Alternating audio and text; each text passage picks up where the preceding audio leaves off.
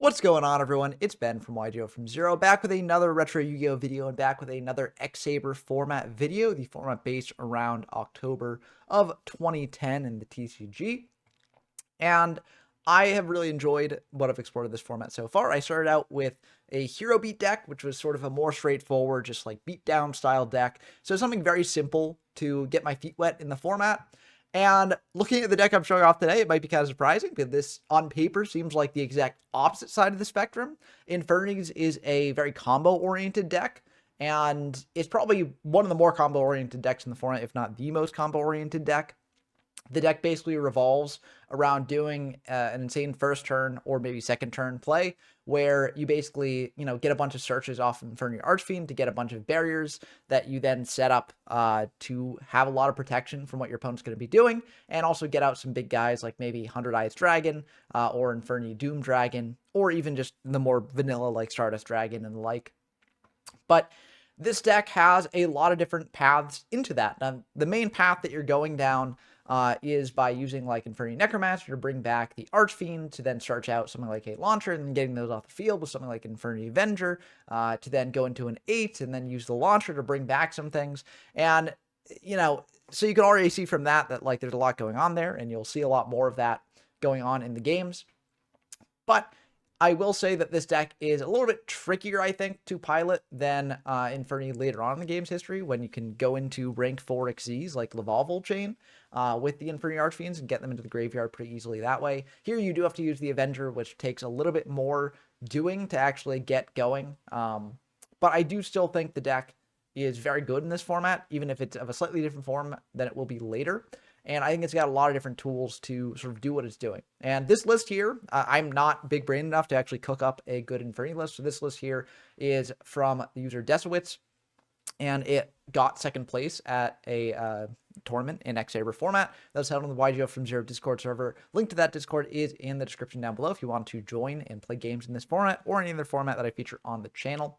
But it did pretty well there, and so I wanted to try out this list and see how it did. So I spent some time practicing the lines before I went into it, but this deck is pretty complicated, so I don't play perfectly, and I will try and point out when I see misplays in the replays, and also I'll try and point out what the better lines would have been to do in those situations. But, I'm not perfect in that.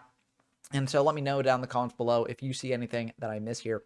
But let's go through the card by card before diving into the games. So firstly, we get triple Inferno Archfiend and triple Necromancer here. Those are your main Infernities that you want to be seeing. Inferno Archfiend is really good in the deck. Basically, the key part of it is when it's special summoned, you can add one Inferno card from your deck to your hand. You must have no cards in your hand to activate and to resolve this effect. That's a condition on a lot of the Inferno monsters. They need you to have no cards in hand to use, which on paper seems pretty bad. But Inferno Archfiend also has another effect where when you draw this card, if you have no other card in hand, you can reveal it and then special summon it from your hand. So basically, a lot of the pieces in this deck are designed such that if you draw them with no cards in hand, they get you a lot of value. That sort of makes up for the downside of having to play with no cards in hand. Of course, when you're doing your combo, you don't really care about having those cards in hand because you're getting the cards you need from the deck to then hopefully set up a big enough board that you don't really need what's in hand. And with no heavy storm in the format, you also don't have to worry about that, which is very nice for building your big board here. But that's the main sort of linchpin of this deck. You want to be special summoning this thing out as much as possible and getting those searches as much as possible as well.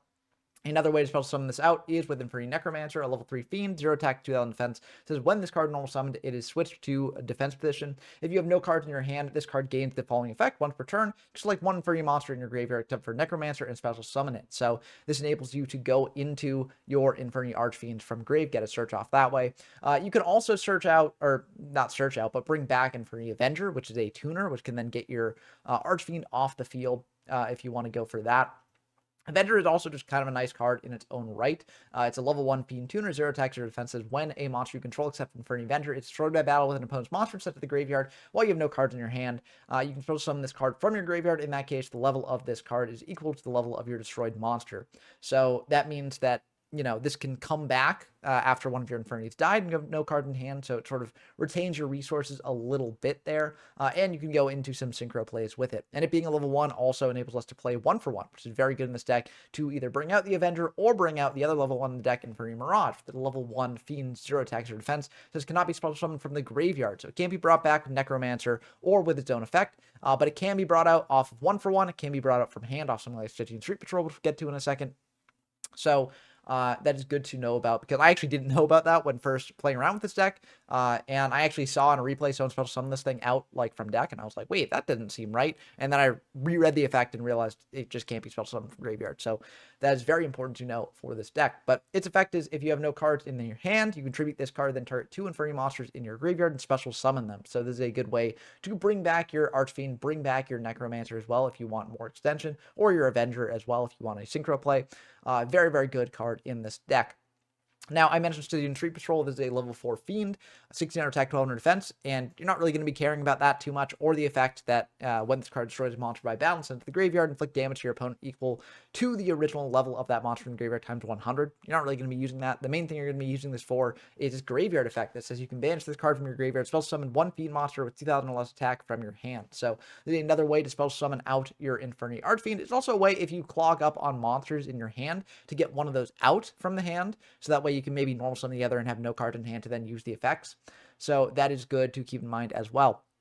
For the other monsters, we've got Armageddon Knight and Dark Grepher to get our monsters engrave, either getting the Infernity Archfiend engrave, or getting the Stitching Street Patrol engrave, or getting Plaguespreader Zombie engrave, which is the last piece of this deck. I mean, I don't really need to explain Plaguespreader Zombie to you. It's a very good tuner that can come back and go into synchro plays, but also in this deck specifically can help get your hand size down, because sometimes you'll just be clogged with monsters in hand, and one way to sort of alleviate that is to put things back on top of the deck, especially if you put back like an Archfiend to draw next turn when you have no cards in hand. That is a pretty good stack. So yeah, Plaguespreader Zombie is pretty good in this deck as well. For these spells, we got a Book of Moon, just interactive there. Dark Hole to blow up the board. Foolish Burial to send our Archfiend or whatever other monster we might need to the grave. Giant Tornado to insulate our plays for when we are going second. Launcher, this thing is actually insane. It's a great search off your Archfiend. Continuous spell, this is 1 per turn. You can send 1 free monster from your hand to the graveyard. That's mainly if you get clogged up on monsters in hand. There's a good way to alleviate that as well. But you're not really going to be, relying on hard drawing this in the opener. Generally, you want to search it out off Archfiend, especially because it's limited, so you can't really play 3 of it and guarantee that it's in the opener as much as you'd like. But it says you can send this card to your graveyard and then target up to 2 Infernity monsters in your graveyard. To special summon them, you must have no cards in your hand to activate and resolve this effect. So basically, a line that often happens in this deck is you bring out Archfiend off like Necromancer and you search out a launcher. And let's say you've got Avenger in the mix, you synchro off into like an 8, then you activate Launcher, and then you bring back like the Archfiend and the Necromancer, get a search off Archfiend, bring back the Avenger, go into another 8, do things like that. So it's just another extender that is very, very nice in this deck. We got Reborn as well as a great extender, and also just a great way to take our opponent's stuff as well. So very good card. We got Rhoda as well here to search out our Grepher and our Armageddon Knight. Doesn't really search out anything else in this deck, but often searching out these two can be very, very good. And also, it's not a monster, so if you need to just set it to get your hand down, like that's also pretty good as well. For the traps are going to be very important in this deck, not only to give us just good interaction with things like Bottomless Trap Hole, Mirror Force, Solemn Warnings, TT, things like that, but also to provide us with access to counter traps. Infernity Barrier is the main counter trap. You can search this thing out off of Infernity Archfiend, and this says when your opponent activates a spell or trap card or a monster effect while you control a face-up attack position Infernity monster and no cards in hand, negate the activation if you do destroy that card. The ideal situation for this deck going first is to basically get a bunch of Archfiend searches for a bunch of barriers and end with like a pretty big board of like synchro monsters and also Archfiend with triple barrier behind it. That is incredibly strong in this format. That's 3 negates, and most decks cannot eat through 3 negates in this format. So this is like your main game plan. for going first, and it's what makes this deck so powerful. So very important to know about. There are some other Infinity traps, though. Infinity Break is another really good one. It's a normal trap that says if you have no card in your hand, target one Infinity card in your graveyard and one card your opponent controls, banish the first target, and if you do, destroy the second target. The fact that it's Infinity cards and not Infinity monsters is very nice, because it means that you don't have to eat into your graveyard resources as much, because sometimes you want to keep around, like, for instance, if you've got an Archfiend engraved and that's your only Archfiend in rotation, you don't want to banish that off of break, but the fact that you can banish like a barrier instead, or a launcher, or just any other Infinity card is very nice for that.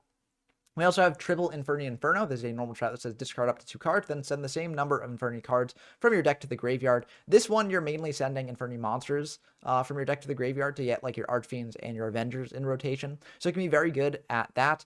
I'm not sure why this is at 3 and Break is at 2 in this deck. I guess they want the consistency that Inferno provides. I found that Inferno can be a little bit underwhelming, so if I was to make my own build of the deck, I'd probably cut down on Inferno a little bit. But it can also, sort of give your opponent a false sense of security, because, like, let's say you've got a break set, or let's say you even got in a barrier set with an Archfiend and attack or something, and you do have cards in hand, right? And your opponent's like, oh, I can do stuff because they've got cards in hand. Activating Inferno on your opponent's turn can mix up that math and their perception a bit. Mainly using this to then turn break online, because if you do this like to turn on barrier, you'd have to do it preemptively, so then your opponent would know that you've got no cards in hand, so barriers are not on the table again. But yeah, this can be a very good card in the deck as well. For the other traps, we've also got Call of the Haunted to bring back things like our Archfiend, so that's very good there. We've got other counter traps like Seven Tools of the Bin to shut down our opponent's counter traps, as well as Solemn Judgment and Double Warning, as I mentioned. TT and Trap Stun to close out the list, because Trap Stun, just like Trunade, is meant to sort of insulate your plays, because the deck can be kind of fragile if its main combo line is interrupted. Now, the downside to things like Trap Stun and Trunade is that there are other ways for decks in this format to interrupt your combos. Like a DD Crow can be pretty disastrous if they hit like your Archfiend that you want to bring off, like Necromancer. So, just know that there are hand traps in the format that can also give this deck some trouble. Veiler is another one that could be a bit bad. But if they got that, they got that. And there are some cases where you need to like arrange your lines about that and, think about it and try and insulate against it. But sometimes it'll just be unavoidable. And if they got it, you lose, which is a downside to playing this style deck, but it's something that can happen and something that you need to be aware of and willing to accept if you want to play this deck in a competitive sense. Anyways, for the side deck, we've got Cyber Dragon here. This is good against machine decks, but we've also got the Chimeric Fortress Dragon, which is pretty nice there, and just a good body to have, I guess. The fact that it cleans itself out of hand when you're going second, so it's basically a free extender there, means that you don't really need to worry about clogging up on this in hand too much. So that is a nice thing about it here. We've also got double Raikou to provide some popping. We've got double Ryo to shut off our opponent's searches. This can be a bit awkward given our own deck is focused around searching a lot, but if we think that we can beat a deck by shutting off their searches, then this is good to bring in. We've got a Book of Moon, again, more interaction, double MST to deal with back row, Bottomless as well to, deal with more of their monsters. Change Appearance, I'm not really sure what this is for. I guess maybe like a frog variant, but frogs are not really as good now that Substode's gone. So I don't really know what deck this is mainly meant to counter. Maybe Dark Soul, but you're not really summoning Dark Soul all too often. I guess when you're doing your X-Saber combos, you kind of are, but yeah, it's kind of interesting here. So I'd be curious to hear Yasuo's thoughts on that if they watch the video. Heroes Rule 2 is good at shutting off decks that want to interact with the graveyard a lot. Another 7 tools for more back row heavy decks, another Trap Stun for the same reason, I assume. And now for the rest of the extra deck. I already mentioned Chimeric Fortress Dragon, but there are some other very good synchros here that we do need to mention. I'm going to start with the main one here to extend your combos, which is 100 Eyes Dragon. The level 8 Dragon, 3000 attack, 2500 defense. It's made with one Dark Tuner or one or more non-tuner Fiend monster. And then it says once per turn, you can banish one level 6 or lower Dark Effect monster from your graveyard until the end phase of this card's name becomes that monster's original name and replaces its effect with that monster's original effects. If this card is destroyed into the graveyard, add one Earthbound Immortal from your deck to your hand. That's mainly an anime effect. Doesn't really affect things here because we're not playing any of those. But this is a great way to extend your combos.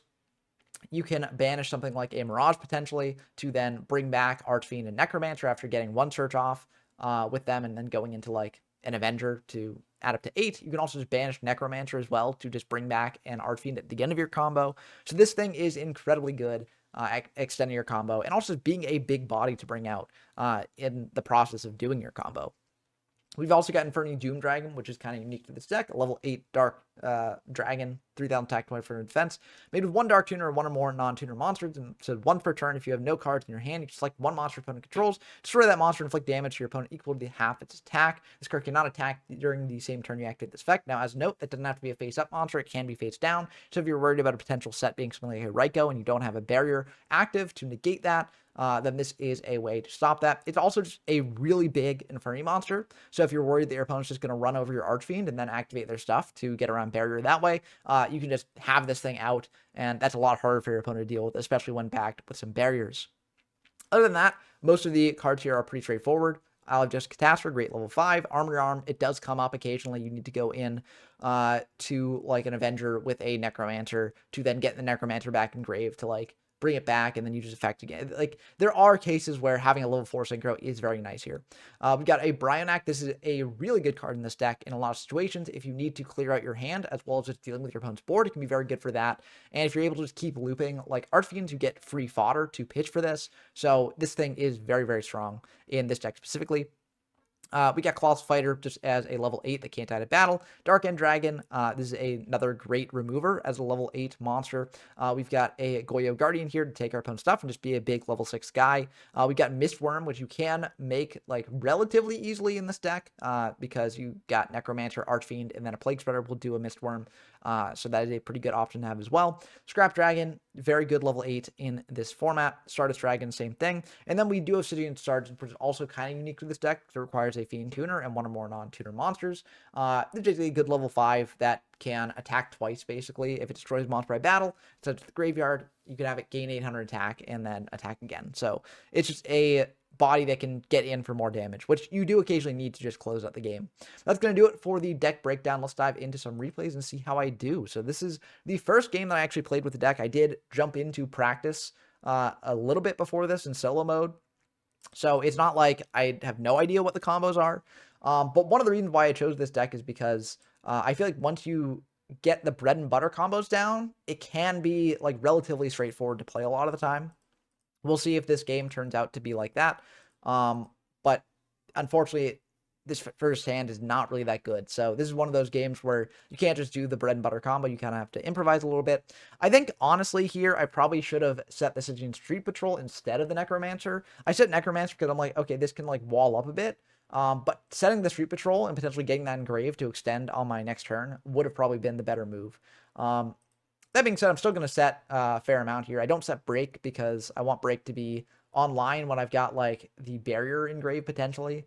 But I probably should have set Break. I'm not really worried about clogging up my hand with like back row because I'm probably going to use up the warning here. So that will be gone. And also, you know, I'm top decking a card here. If I top deck Guardian, I can't bring it up with its effect because I'm sort of clogged up on monsters in hand. So I'm not too concerned about anything like that. My opponent's going to activate cards for Black Feathers, so this reveals that it is a Blackwing deck here. So this is a very cool card that the deck has access to in this format. They also have access to Duality, so that pairs very well with card for Black Feathers. You can't special summon after using that. They're going to go for a Duality here, add the Bora to hand, and then stack a Warning and Duality there. And they're going to go for Whirlwind and go for the Bora. We are shutting that down. We do not want them to get the search off.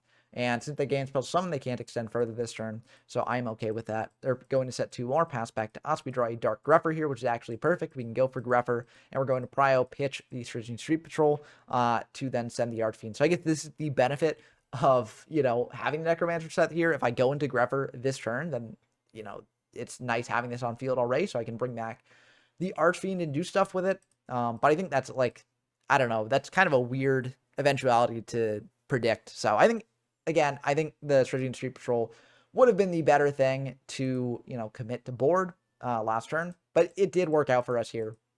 So we will take that.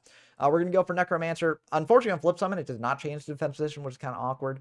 But I can at least get my combos going a bit here. I'm going to think about exactly what to search because I can't go like full combo here because I don't have a way to get the Necromancer and the Archfiend off the board this turn. If they got Mirror Force, I guess I can do that. I probably would negate it with the barrier just to keep them on the back foot, but it would allow me to then call the Haunted back like the Necromancer from the Archfiend to get more searches. So I could do that. That is an option here if they do have Mirror Force. But I'm just going to attack in here for 17 and 18. That's my plan. They do go for Mirror Force. I think, honestly, I think there's a really good argument for just, letting that go through and then bringing back either the Archfiend or the Necromancer with the Call of the Haunted, and then extending further in main 2. But I just go for the barrier because I'm focused on the damage, and I do have a barrier online. Also, getting the Infernity Barrier in graveyard turns on my Infernity Break, so I can use that to disrupt the Black Whirlwind. So I think this is a fine plan. I also have another barrier set, so like realistically, my opponent's gonna have a tough time cracking this board next turn. But they do go for Collude here. I'm just going to break that. They go for Icarus Attack to chain to that, targeting my 2 back row. I do kind of have to use barrier there because I'm losing it anyways.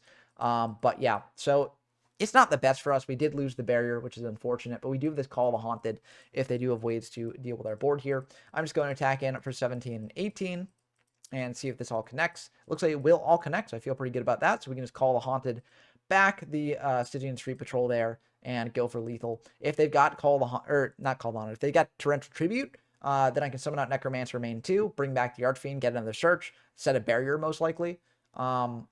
Maybe I'd search out Break. Break would probably actually be better here because it disrupts like a Whirlwind play. So yeah, I'd probably search out Break. That'd be the best move if they do have TT. But if they don't have TT or a way to stop the call, this is lethal on board, and it looks like that's just another Icarus attack.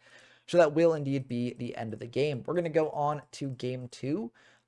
Inciting, I don't really think there's much we need to do against this deck. Like, I feel like our deck is pretty well equipped to deal with it. But we'll see if I sided anything. I don't quite remember right now if I sided or not. Or sided much, that is. Duality here. It's going to reveal TT, Dark Hole, and 7 tools. They're going to add a 7 tools because our deck is very trap reliant. So I think that makes sense from them. And they're going to summon out Ashura, set 3, pass back to us. We draw an Avenger. This is not the best hand right now. There are a couple lines I could do. I could just summon out Archfiend, try and crash with Shura. The issue is they get Collude in hand. That's really bad for me. So what I'm going to do instead is I'm going to set this Necromancer, set 7 tools, set Bottomless, and set Inferno. Because I'm thinking like, okay, if they got 7 tools, they can negate one of these, but they can't negate all of them. And I figured that if they add 7 tools, they wouldn't have something like Delta Crow set. Unfortunately, they do have something like Delta Crow set. They have that exactly set. And so we lose 3 of our back row, which is pretty disastrous. That is really bad for us.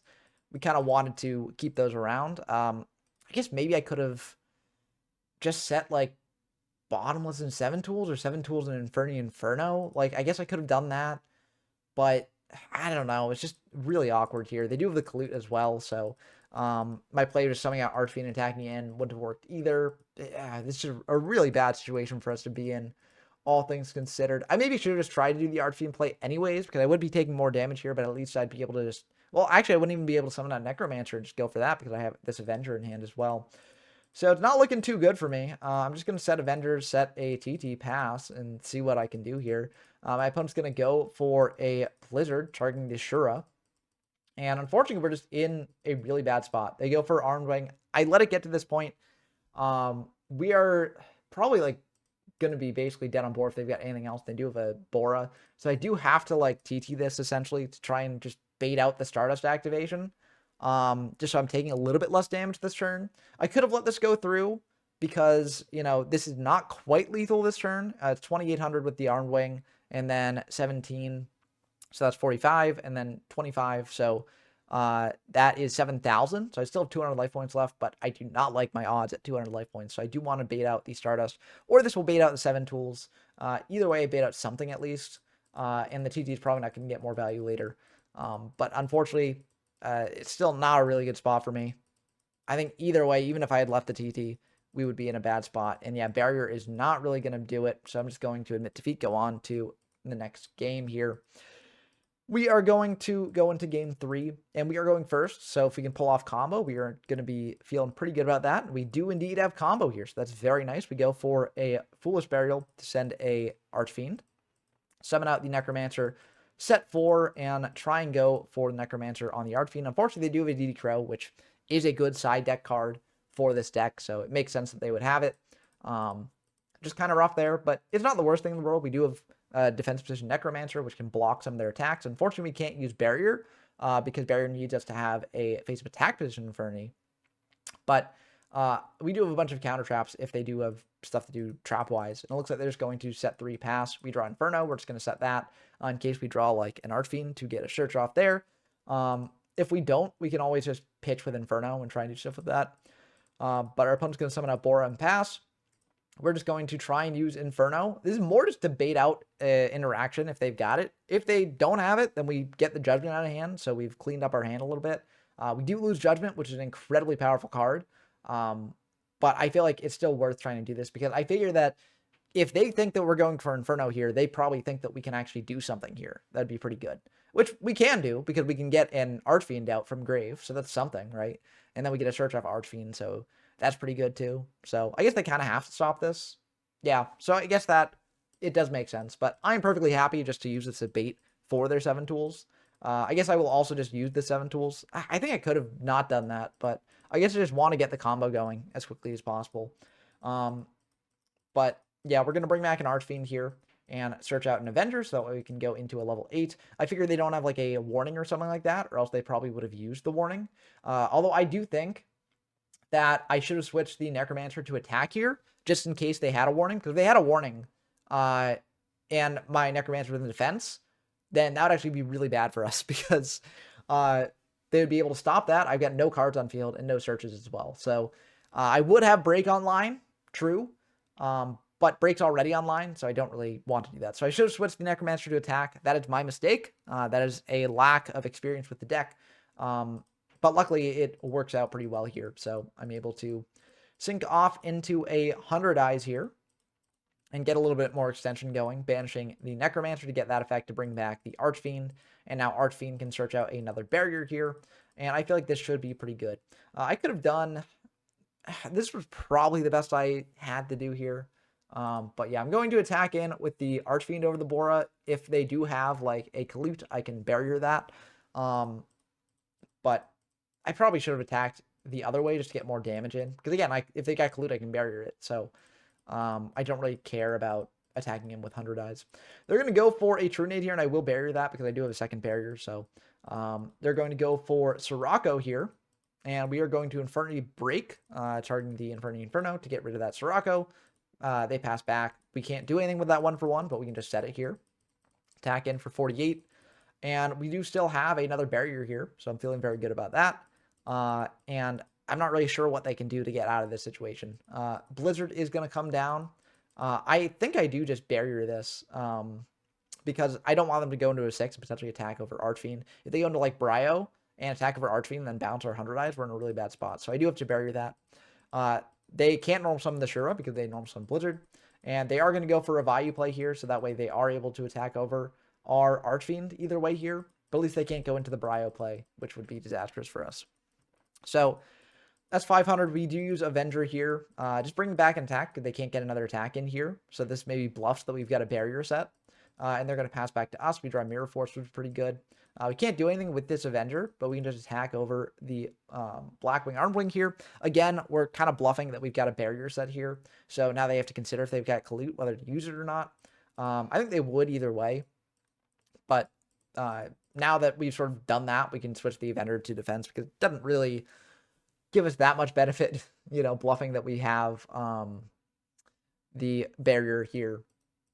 They're going to go for a Shura here. We do have Mirror Force for that, which we will do because we don't want them to get value off that. And that's just going to be GG because they just get Delta Crow and a Shura in hand. So, yeah, kind of rough stuff for my opponent, but I think that this does show, even with my lack of experience with the deck, it does show how powerful the deck can be if your opponent just doesn't have the stops to it. So, yeah, those are pretty good games there. Let's dive into some other games here against Jim Bob, who's a freaking guest on the channel. Honda is also a freaking guest on the channel, but I think more on the local side, so it's nice to actually feature them in a gameplay video. But Jim Bob is a freaking guest on the channel, and as they asked me to say, they are one of the best duelists of their generations, misplays and all. Yeah, they asked me to say that after playing these games, which actually were very good games, so I'm excited to discuss them here. They're on a very interesting deck here, too. They're on a Lightsworn style deck. So they're going to just summon out a Lila, get some mills going, and they reveal that they're on a Machina Lightsworn deck, which is a very interesting brew and does cause some difficulties for us here because we can't barrier a Fortress summon because it's an inherent summon. So that makes it a little bit awkward for us here. in many ways. We're going to go for setting our 4 traps, going for a Foolish here, and Foolishing a Stygian Street Patrol, so that way we can special summon out the Archfiend here and try and get some searches going. So that is what we are going to do. Going for that, special summoning out the Archfiend, and we are going to use the effect there to get a search of a Necromancer. The main reason we do this is because we figure that they might have an Honest set, and if they do have Honest set, I want to then be able to bring back the Archfiend and get more searches after this. I think this was maybe a little bit greedy. Maybe I should have searched out the barrier. But I don't have a way to actually activate the barrier if they do have the Honest. So I do think it makes more sense to do this. I'm going to attack in over that Lila that will go through, and then they're going to activate a Decree, which is pretty disastrous for us, given that we've got 4 back row here. So not the best for us here. But we do have some synchro plays that can be used to actually get around that Decree if we can actually go into them. Dark Hole as the follow-up is also pretty disastrous for us here, but we do draw into a Mirage, so we can use that and bring back the Archfiend and the Necromancer there. We probably should have brought back the Archfiend in defense because we're just taking 50 damage here for no reason. But maybe this bluffs that we have like Chalice or something. But we search out Avenger just to get a tuner into play because again, you know, the synchro plays is how we get out of this. So we draw into a barrier, which would be pretty good here if we could activate traps. We're going to summon out this Avenger and go for an 8. We're going to go for Scrap Dragon here to try and pop the Decree. We're going to pop the TT because I figure, you know, if we have a Scrap Dragon established, we don't necessarily want to, you know, have a TT up. But I think I probably should have popped the Inferno here. We already have all the Infernities engraved that we'd want, so we don't need the Inferno anymore. So I should have popped Inferno. That is my mistake. But yeah, they go for MST on the Inferno anyways, so they might have MST'd the TT, in fact, there. So, yeah, might have just ended up this way either way. But again, it's always good to do the best play that you have available to you, even if it might have turned out the same way. And the best play would have been to pop the Inferno. But yeah, we do pop the Decree there, and we just choose to attack in. I could wait, you know, and potentially try and pop it with Infernity Break on my following turn if they don't attack in or if they try to attack in. Because, like, Honest is a bit of a risk, but I figured they didn't Honest when we attacked over their Lila with the Archfiend, and they've only had, like, 2 turns to draw, so I don't necessarily think that they've gotten Honest in hand, but unfortunately they do, so we do get punished for that, and we do lose the Scrap Dragon there. So I probably should have played it a bit safe to play around Honest a bit until I could at least get into an Infernity monster in attack mode to then stop the Honest from actually being able to activate there, or resolve its effect, that is. But they're going to follow it up with a Pot of Avarice. They do have exactly 5 monsters engraved there, so they are going to be able to shuffle those in and draw 2. So I think definitely if I had played this a little bit better, we would have been in a better spot here. But unfortunately, you know, they're just going to be able to attack him with Garoth. I will take that because I figure I'm going to save the break for a more high value target later on. I just draw into another break though, so I'm just like, well, I probably need to stop this at some point here. So I will just stop what they've got. They're going to go for a Fortress Search, bring out the Fortress now. We can bottomless that to get rid of it. That's why I didn't bottomless the Gear Frame, because I figured it's better to bottomless the Fortress there. They're going to attack in with 1850. We are going to break, target the Inferno to get rid of that Garoth. They're going to attack in for 18. We are going to break again, just get rid of that, because we are running very low on life points. We draw into a Warning, so I'm a little bit rewarded for, you know, getting rid of that, but unfortunately it might not be enough. They're going to go for a Fortress. We have to Warning that, but if they got any other monster to bring out here, then we lose, and Reborn will indeed do it. So that's going to be the end of the game. So I think if I had played that a little bit better, maybe we could have clawed our way out a little bit better. But definitely would have been an uphill battle either way there. So the Decree was just, like, brutal. You don't normally expect main deck Decree in this format, but there are a lot of decks that do play a lot of traps, so some decks will be running it. And luckily, we do have ways to get around Decree because we do play, you know, synchro monsters that can get over it for us. But it is good to keep in mind that it occasionally does not work out that way.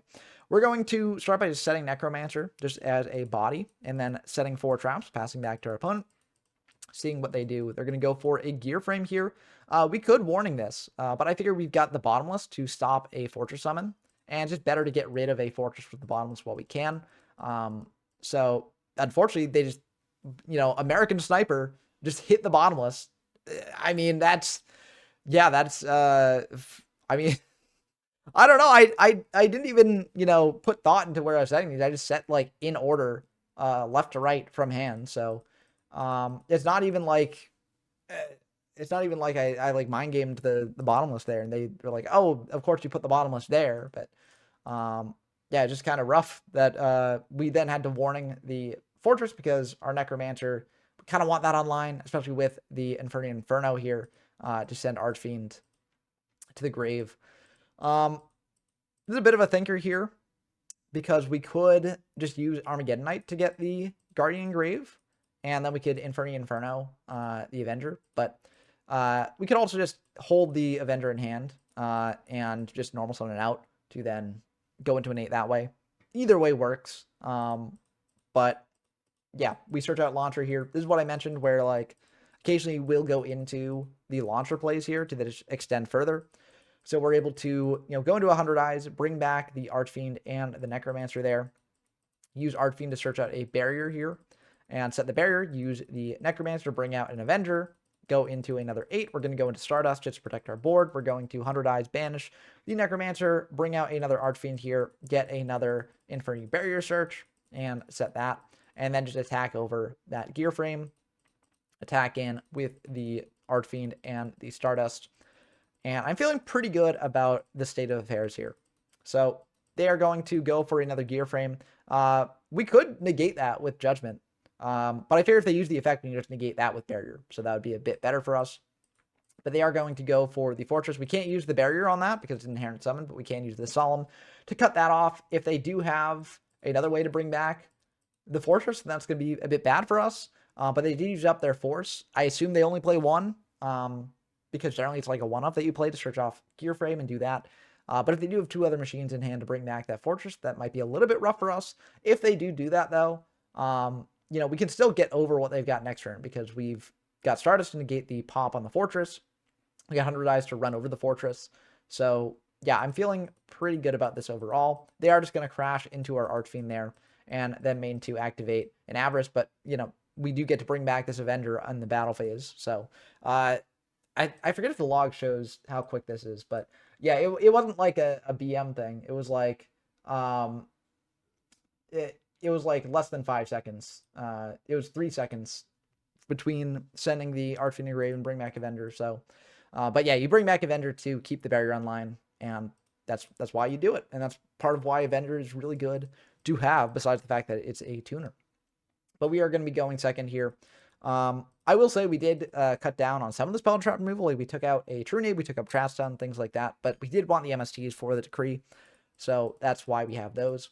They're going to go for a gear frame there, search out a Fortress, and then go for Fortress, go for the gear frame there, set 1, pass back. We have a couple different options here. Firstly, we want to MST the set just to insulate our play. But in terms of what we're actually doing this turn, we have a couple interesting options. So we can Rhoda for like a Armageddonite or a Greffer. If we go for Greffer, then we can book down the Fortress, run over it that way. But if we go for Armageddonite, we can get something engraved that we want, like an Archfiend, and then we can go from there. And I do think that is the correct play, because we got Bottomless for if they summon out that Fortress again after we book it down.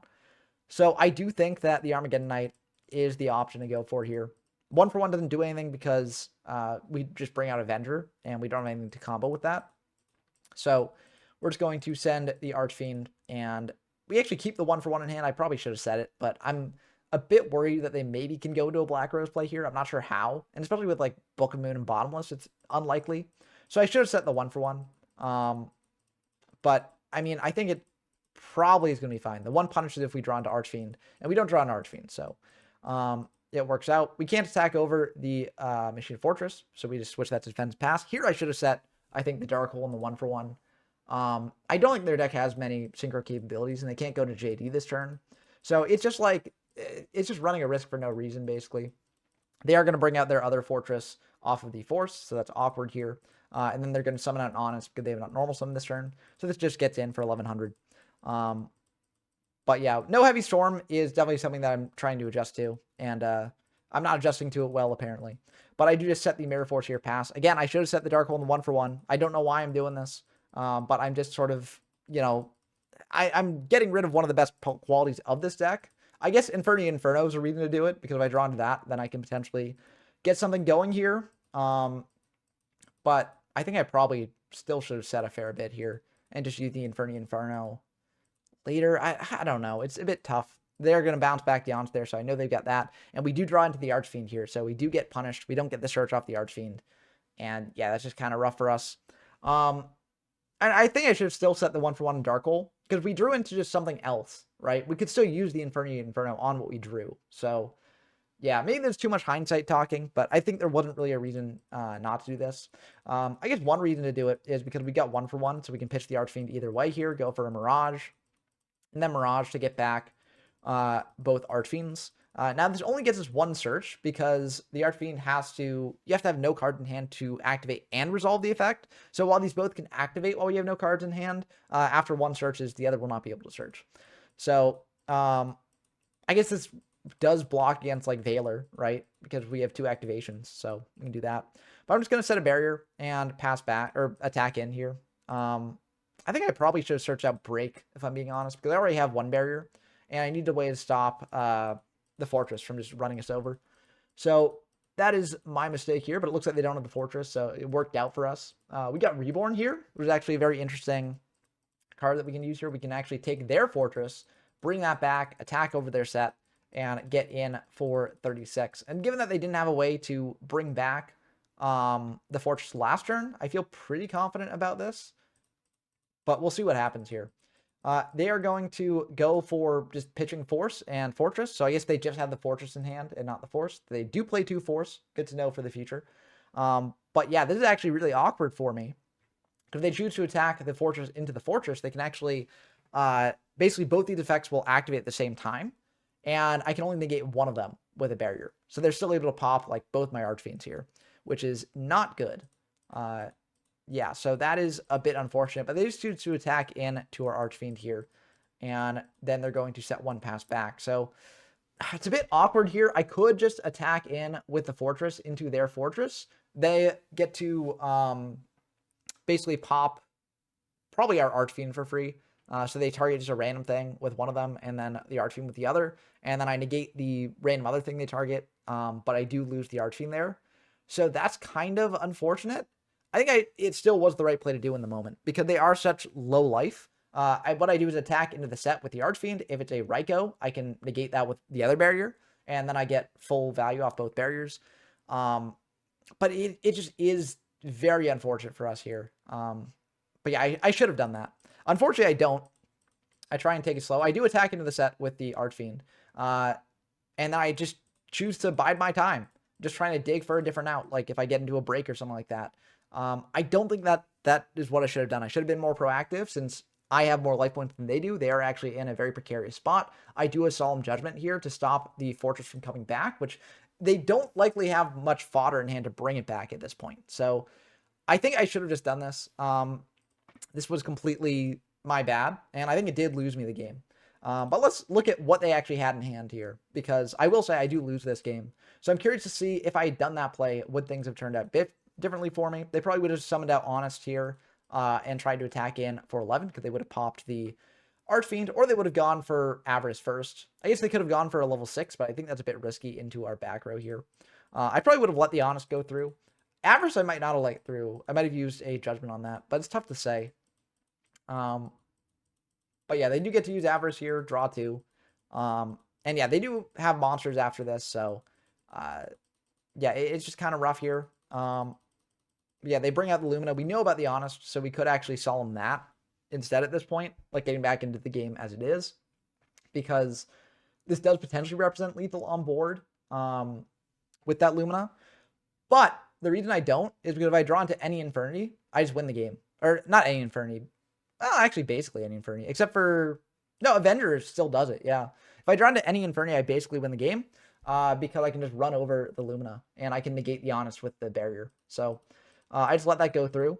And they're going to mill some for the Lumina. I draw into Plague, which is not quite going to do it for me.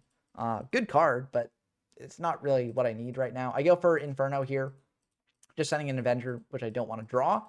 And, you know, leaving my options more open, I guess. But yeah, I switched the Fortress to defense because I don't want them to get double pop here if they attack in over our fortress with theirs. They go for a Celestia here. We will solve that 100%. And now we're actually not, losing the game immediately at this point. But we are also in a pretty bad spot. So they activate another Avarice, which we can't stop. So they're going to shuffle everything back. And yeah, it's not necessarily looking the best for us here.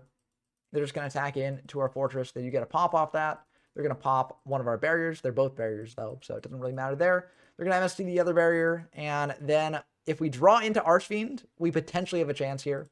But that is a big if. And we draw into barriers. So unfortunately, that will be the end of the game. I think if I had attacked in with the fortress, I actually think it wouldn't have made a difference seeing what we drew later on in the game. But it would have been the right move. I think it was the right move to do. And yeah, unfortunately, the cards did not go well for us in the later parts of the game here, but it still would have been correct, even if it wouldn't have changed the outcome. Now, that being said, I do think that this game does show a flaw with the deck, outside of just skill issue on my part. I think that it does show that sometimes in those top deck scenarios, while you do have a lot of comeback mechanics, like if I drew into Mirage, that would have been very good. If I drew into another Archfiend, that would have been very good. Sometimes you just don't draw into them, and you draw into things that you don't need and things that can't really help you get out of a bad spot if you're in a bad spot in a top deck mode. But, I mean, that does happen with this deck. That is sort of the nature of playing with no cards in hand, and it's sort of the trade-off that you do. So, again, it's another thing that you have to accept when playing this deck, that you will occasionally wind up in situations like that. But we did play another match or two after that because we were having fun. And our opponent's going to open up by T-setting pass. Now, we have a hand full of monsters here. So this is a bit tricky to actually, get down to few monsters. Not even 1-for-1 really do much here. But Inferno will come in clutch here. So that's what I'm relying on. They're going to go for Raikou, popping the Necromancers. That's unfortunate.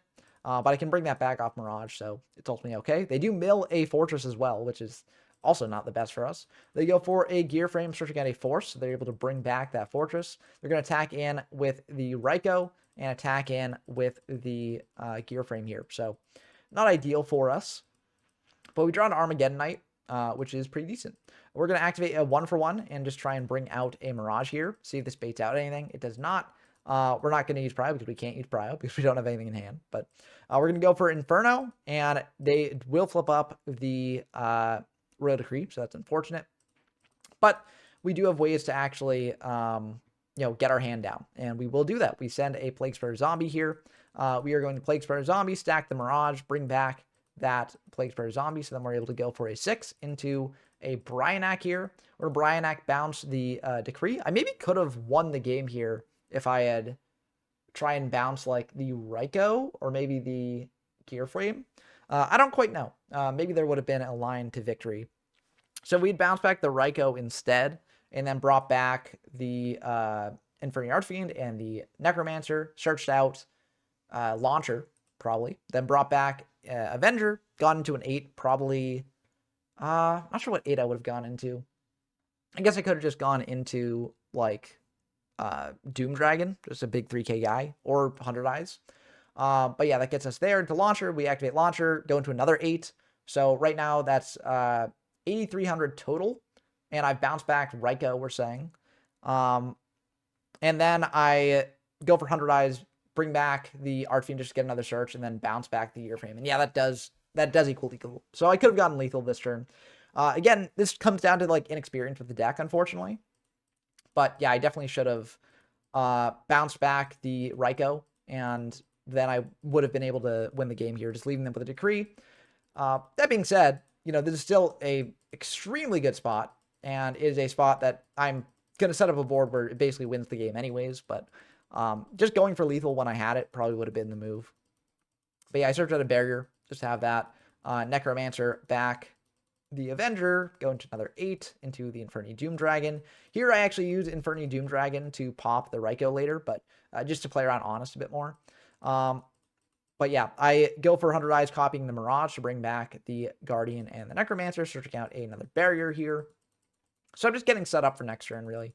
But yeah, I bring back the Avenger, go into another 8, go into that 100 Eyes, banish the Necromancer, bring back the Archfiend, search out a Break just to pop like Machine Fortress.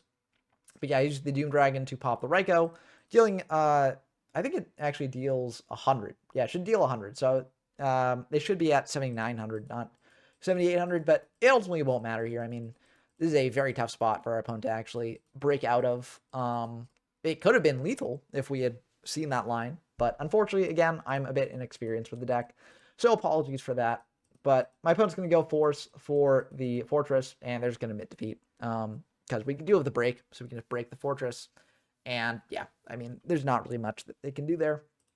But we're going to be going in to game 2 here. So we did win the game despite missing lethal. But again, you know, I'm not perfect at this deck. I wouldn't even say like I'm above average at this deck. I would say I have a basic grasp on what it does, but this is one of those decks that it does take a fair amount of repetitions to actually get good at. But my opponent's going to open up with Gear Frame into Fortress, and then just equip that. We will go for a Rhoda for a Armageddon Knight here. Armageddon Knight, send an Archfiend to set up for later, and then we're going to just set for pass. So again, we can book down the Fortress on our next turn, or we could, well, we don't really want to Mirror Force the Fortress, but they're actually going to bring out the Gear Frame, so actually now we can Mirror Force this board, because that's a pretty good board to Mirror Force. And then our opponent's going to set 1 pass. We draw 1 for 1, so that's actually a really good option. We can 1 for 1 and just bring up Mirage, and then Mirage back the Necromancer and the Archfiend. I think, honestly, I should have done that, because then that gets Mirage into rotation to do, like, 100 Eyes plays with. Yeah, I mean, I guess there's also an argument for just going... I guess there's also an argument for, like, Infernoing to get, like, Avenger engraved, too, and doing stuff there.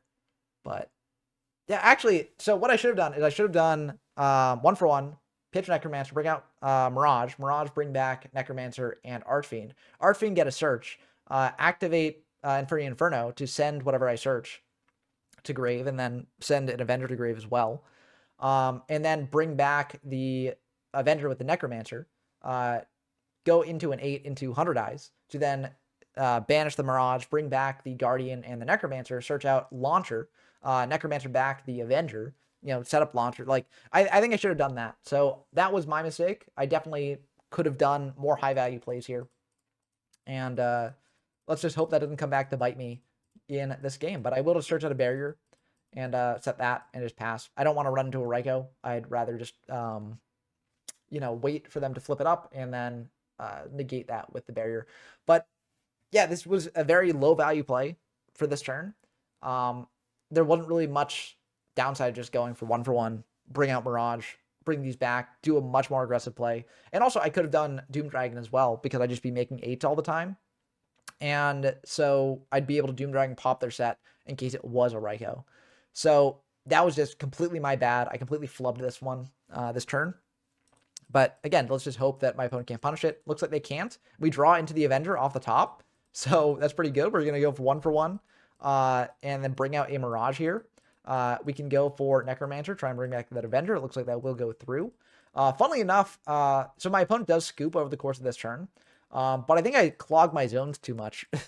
So I actually think over the course of this, I'm messing up my stuff, because I go for Launcher, and then I go for Avenger here to go into an 8, and my opponent just scoops it up. But I think at this point, with 100 Eyes, like if I'd gone Launcher, bring back Necromancer, Archfiend, that's the end of my turn. I can't do anything with that. I guess I could have gone Launcher for Necromancer and Avenger, going to a 5, like Stygian Street Patrol, or Stygian Sergeants. Just had that 5 out, and then had that. So yeah, I guess that would have worked. And then I guess it wouldn't have clogged up my zones as much. But yeah, I was definitely doing kind of a jank setup here. But again, I could have won this one earlier on. I should have done that other setup. Again, you know, I'm still learning with the deck, still trying to figure out exactly how to make it tick. And I think that is one of the tough things with this deck. It does have a bit of a learning curve, even though the initial bread and butter combo is not that hard to learn. Because they're just different things you can do, different lines you can do. Now, that being said, part of the reason why I picked this as the second video instead of something like a more mid-rangey deck like X-Sabers is because I think that the difficulty with some decks comes from really knowing the contours of the format quite well. So, you know, getting the game sense for like, okay, does my opponent have a warning set? Does my opponent have this set? Does my opponent have this? Do I need to worry about this or that or this, right? But I feel like with this deck, you're not really worried about that as much. Of course, you're worried, like, does my opponent have DD Crow or Veiler, right? Those are the big things you're worried about. Occasionally, they'll back row that you need to worry about running into as well. But really with this deck, you're more concerned with, like, okay, how do I structure the combo, right? You're not really concerned with, like, what do I do this turn? Now, that being said, you know, as we've seen in these games, there are games where it's like, oh, maybe you should consider more, what should I actually do this turn? But you know, I think that this is more just...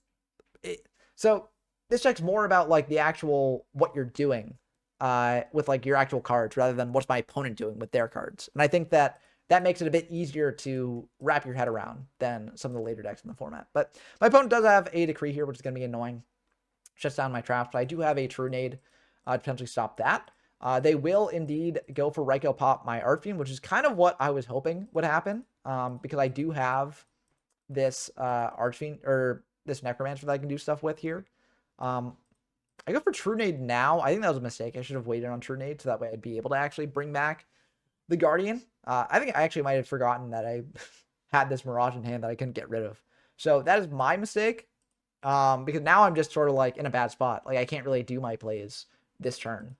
So yeah, my opponent's going to go for Lila, and I think because I flubbed the True Nade, you know, sometimes when you make a mistake in a game, it just gets worse and worse, right? Because you're like, oh, how could I do that? And then you get caught up in your own head and you miss other things. But I vote good for Lila. This is definitely a time when I bottomless. You bottomless this 100%. Because I know my opponent has Decree, so bottomless is not really going to get much value later. And whereas something like Book of Moon will get value later. So, you know, I definitely should have bottomless this, but instead I Book of Moon it, which did not make any sense here. My opponent's going to set what is probably the Decree and go from there. Now, that being said, despite me messing this up, I still have ways to win here. The thing that I should do is go for Armageddon Knight, send Plague Spreader, like I did in the previous games. And then with Plague Spreader, I can put the Mirage back on top, go into a 6, like a Brio, flip up the Necromancer, bring back the Archfiend, and then go from there and, like, actually get some stuff going, because then I also have Call of the Haunted to bring back more stuff. Like, I think that I do mess this up quite a bit here. But instead of doing that, I send Stygian Street Patrol, which is also not a bad option.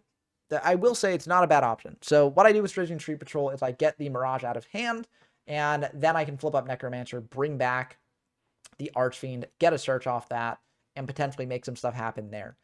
It's not ideal because my Mirage will just be, like, lying on field with nothing to bring back right now.